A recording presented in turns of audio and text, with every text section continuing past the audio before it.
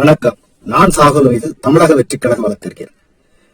இன்னைக்கு நாம பார்க்க போற பதிவு, நாம தன்னார்வமா எந்த பிரதிபலனும் எதிர்பாராம ஒரு விஷயத்தை கையில எடுத்து செயலாற்றிட்டு இருக்கும்போது அது மிகப்பெரிய பலனை மக்களுக்கு மட்டுமல்ல, சமுதாயத்துக்கு மட்டுமல்ல, நமக்கும் செய்யக்கூடியதா மாறுது அப்படிங்கறத பற்றிய பதிவு தான். பாருங்க, நம்ம தளபதி ரசிகரா ஆரம்பிச்ச வாழ்க்கையில நம்ம தன்னார்வமா தான் செஞ்சோம். இது அது கிடைக்கும், இது கிடைக்கும். தளபதி அன்னைக்கு மிகப்பெரிய இடத்துக்கு போவாங்க, மிகப்பெரிய இடத்துல இருந்து நம்மளெல்லாம் வழி நடத்துவாங்க, இந்த நம்பிக்கை நமக்கு இருந்தது. ஆனா அதை தாண்டி, அந்த எதிர்பார்ப்பை தாண்டி இதை வச்சு நம்ம பயனடையும் எந்த எண்ணத்திலையும் தளபதி ரசிகர்கள் இல்ல, தளபதி பொறுப்பாளர்கள் இல்ல. தளபதியுடைய கண்ணசிப்புக்கு அவர் மேல இந்த பாசத்தினால, ஃபீத்தினால வேலைகளை செஞ்சுக்கிட்டே இருந்தாங்க. அந்த தன்னார்வமா செய்யக்கூடிய விஷயங்கள் இந்த சமுதாயத்துக்கு பயனுள்ளதா இருக்கும். ஒரு காலகட்டத்துல அவருடைய வாழ்க்கையிலும் பெரிய மாற்றமா இருக்கும் அப்படிங்கிறத ஒரு சின்ன குட்டி கதை சொன்னா தளபதி பாடல் உங்களுக்கு புரியும் நினைக்கிறேன். ஏன்னா இப்ப ஹென்றி டொனால்டுடைய பிறந்த நாளும் சமீபத்துல போயிருக்கு.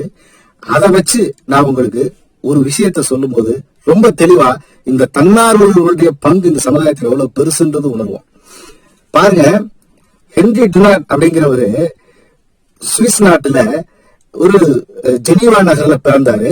அந்த ஜெனீவா நகர்ல ஒரு ஏழ்மையான குடும்பத்துல பிறந்தாரு. அவருடைய 10ஆம் வகுப்பே அவர் தேரல. இது மாணவர்கள் நல்லா புரிஞ்சுக்கணும். கல்வி முக்கியம்தான். சில நேரங்கள்ல உங்களுடைய மாற்று சக்தி வாழ்க்கையை வேறொரு இடத்துக்கு கொண்டு போய் சேர்க்கும். அது அவர் வாழ்க்கையினுடைய போக்கை பொறுத்தது. அப்ப என்ன பண்றாருன்னா, இவர் சரி ஒரு மார்க்கெட்டிங் பிசினஸ் போறாரு, இன்வெஸ்ட்மெண்ட் பிசினஸ் போறாரு, எதுலையுமே ஒரு வெற்றி அடையல. மிச்சது கொஞ்சமா கையில அப்பாவுடைய சொத்து காசு கொஞ்சம் இருந்தது. இந்த ஹென்றி டொனால்ட் என்ன பண்றாருன்னா, கொஞ்சம் நிலங்கள் அல்ஜீரியால வாங்கி அதை பயிர் பண்ணி ஒரு சின்ன பண்ணை அமைச்சுக்கணும்னு ஆசைப்படுறாரு. அதன் மேல அவருக்கு ஆர்வமும் இருந்துச்சு. அப்ப அந்த பணியில இருக்கும்போது அவருக்கு வாங்கின இடத்துல தண்ணி கிடைக்கல. தண்ணி விதியின் விளையாட்டாக கிடைக்கிறதால பக்கத்துல இருந்த பிரான்ஸ் பகுதியில ஒரு சின்ன நிலம் இருந்தது. அந்த நிலத்தை வாங்கணும்னா பிரான்ஸ் அரசு அனுமதி வாங்கணும். அந்த பிரான்ஸ் அரசு இந்த தண்ணிக்காக அனுமதி வாங்குறதுக்காக முயற்சி எடுத்தாரு. பல முறை அந்த அலுவலர்கள்ட்ட சரியான பதில் இல்லை. சரி, நம்மளே நேரடியா போய் இந்த பிரான்ஸ் நாட்டுல போய் அந்த அனுமதியை நேரடியா பெற்றுட்டு வருவோம்னு இவரு பயணப்பட்டாரு. கொஞ்சம் அவங்க அப்பாவுடைய மூலதனமா வச்சிருந்த காசு எல்லாம், ஏன்னா அன்றைக்கு பயணம்ன்றது மிகப்பெரிய தூரங்கள்லாம் போகும்போது கையில நிறைய காசு இருக்கணும். அவங்க ஒரு சாரட் வண்டியிலயோ எதுலதான் குதிரையில தான் போக முடியும். அப்படி ஒரு பயணப்பட்டு அவர் வாழ்க்கையை தொடங்கினாரு. அப்படி பயணப்பட்டு அவர் போகும்போது போற வழியில இந்த பிரான்ஸ் படைகளுக்கும் ஆஸ்திரேலிய படைகளுக்கும் இடையில ஒரு கலகம் உண்டு, பிரச்சனை இங்க ஓடிக்கிட்டு இருந்தது. அதுல மிகப்பெரிய உயிர் சேதங்களும் இழப்புகளும் இருந்தது. இந்த போர் மும்புறத்துல அடிபட்டு விழுந்தவங்க, அதுல காயத்தால் துடித்தவர்கள், ரத்தம் இழந்தவங்களை யாருமே கவனிக்காம போர் புரிந்துகிட்டே இருந்தாங்க.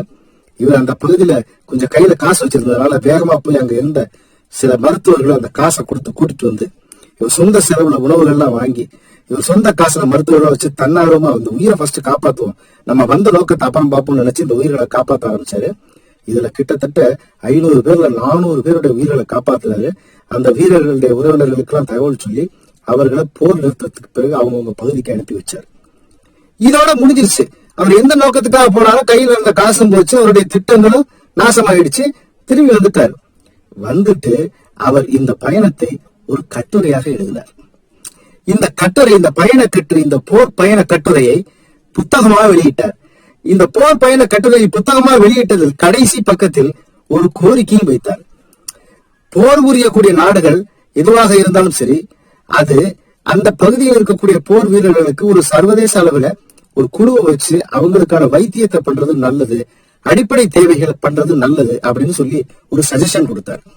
இதை தாண்டி போர் மட்டுமல்ல, பேரிடர் காலங்கள்ல ஒரு குழு மாதிரி அமைத்து அவர்கள் அந்த பகுதிகளுக்கு போய் தன்னார்வத்துடன் இருப்பவர்களை நாம் தேடி எடுத்து அந்த பகுதிக்கு போய் உதவி செஞ்சா நல்லா இருக்கும் அப்படின்ற தகவலையும் அதுல சொன்னார். இது ரெண்டையுமே சர்வதேச நாடுகள் ஏற்றுக்கொண்டன. ஏத்துக்கிட்டுதான் international society of red cross என்கின்ற இந்த முதலுதவி அமைப்பு உருவானது. நம்ம யாருக்காவது சொன்னா நீ சிரிப்பா இருக்கும், டாக்டர் சிம்பிள்னு சொல்ல முடியாது. அந்த ரெட் கிராஸ் டாக்டர்களுக்கான சிம்பிள் அல்ல. மருத்துவரே படிக்காத, ஏன் அடிப்படை கல்வியே படிக்காத ஹென்றி டொனால்ட் கொடுத்த அந்த சிம்பிள் தான் இன்னைக்கு டாக்டர்களுக்கான சிம்பிளாக இருக்கிறது. அது மட்டும் இல்ல, இந்த அவசர ஆம்புலன்ஸ், ரத்த வங்கி, பேரிடர் மேலாண்மை, இவைகளுக்கெல்லாம் ஒரு திட்டங்களை வகுத்து கொடுத்த தந்தையாக செயல்பட்ட ஹென்றி டொனால்ட் அவருடைய பிறந்த தினமும் மே 8 தான் வந்தது. அந்த ஹென்றி டுனாண்டுடைய நினைவை போற்றுவது எவ்வளவு முக்கியம் பாருங்க. ஏன்னா தன்னார்வமாக ஒரு மனிதன் எடுத்து செய்த விதை அந்த மனிதனையும் கல்வியை தாண்டி அவனுடைய வாழ்க்கை தரத்தை தாண்டி வேறு ஒரு தளத்திற்கு இட்டு சென்றது. அவர் எதிர்பார்க்கல. இத்தனை விஷயங்களுக்கு நான் தந்தையாக இருக்க போகிறோம் என்பதை அவர் எதிர்பார்க்கவில்லை. இந்த மருத்துவ குறியீடு, ரத்த வங்கி, பேரிடர் மேலாண்மை, ஆம்புலன்ஸ் வசதி, போர்க்கால அடிப்படையில் நடவடிக்கை எடுத்தல், இதுக்கெல்லாம் நாமளா தந்தைன்னு அவருக்கே தெரியாது. ஏன்னா தன்னார்வல இன்னைக்கு நம்ம தம்பி பாலா அவர்களை பார்க்கிறோம். மிகுந்த மரியாதைக்குரிய தம்பி பாலா, KPY பாலா. அந்த தம்பி செய்யக்கூடிய வேலைகளை பாருங்க. தன்னார்வமா செய்யும் பொழுது அவரை அடுத்த கட்டத்துக்கு ஒரு மாற்றத்தை நோக்கி அவரை கொண்டு பொழுது நாம கண்கூடா பாக்குறோம். மரியாதைக்குரிய லாரன்ஸ் பாஸ்லையும் நம்ம பாக்குறோம். கண்கூடா இப்படி தன்னார்வமா செய்யக்கூடிய விஷயங்கள் நம்ம அடுத்த கட்டத்துக்கு கொண்டு போய் சேர்க்கும். அதை போல்தான் தளபதிக்காக நாம் தன்னார்வமாக இந்த மக்களை நோக்கி செய்த பணி, இந்த சமுதாய பணி இந்த தமிழகத்திலேயே மிகப்பெரிய மாற்றத்தை ஏற்படுத்த போகிறது. தளபதி அவர்களுடைய ஆட்சி காலத்தில் நிச்சயமாக நான் நம்புகிறேன், இந்த தன்னார்வமாக செய்யக்கூடிய குருதி கொடை செய்பவர்கள், இலவச ஆம்புலன்ஸ் வசதி செய்பவர்கள், இறந்தவர்களை அடக்கம் செய்யக்கூடிய தொண்டு செய்யக்கூடிய தன்னார்வலர்கள், அதை போல இப்படி தன்னார்வலாக செய்யக்கூடிய தனி மனிதர்கள் யாராக இருந்தாலும் அவர்களுக்கு அரசியல் ஆசை கிடையாது, அவர்களுக்கு சுயலாபம் கிடையாது. பணத்தை எதிர்பார்த்தவர்கள் செய்யவில்லை, பட்டத்தை எதிர்பார்த்தவர்கள் செய்யவில்லை. ஆனால் இவர்களை ஒருங்கிணைத்து, போர்க்கால அடிப்படையில் ஒருங்கிணைத்து தமிழகத்தினுடைய தன்னார்வ கூட்டமைப்பு என்கின்ற ஒரு அரசு அமைப்போடு சேர்த்து இவர்களை நோக்கி பயணப்பட்டு ஒரு தனி ஆணையமாக செயல்பட வேண்டிய காலத்தின் கட்டாயத்தில் தமிழக அரசு இருக்கின்றது.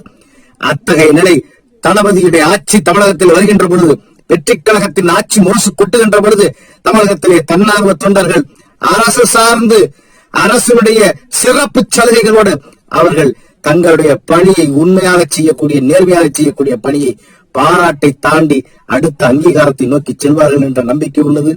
தளபதியின் இலக்கு 2 கோடி உறுப்பினர் சேர்க்கை. தமிழக வெற்றி கழகத்தினுடைய ஆட்சி, நம்முடைய இலக்கு 3 கோடி உறுப்பினர்களை சேர்த்து தமிழகத்திலே தளபதி ஆட்சி பொறுப்பில் ஏற்ற வேண்டும் என்று கூறி விடைபெறுகிறேன். வணக்கம்.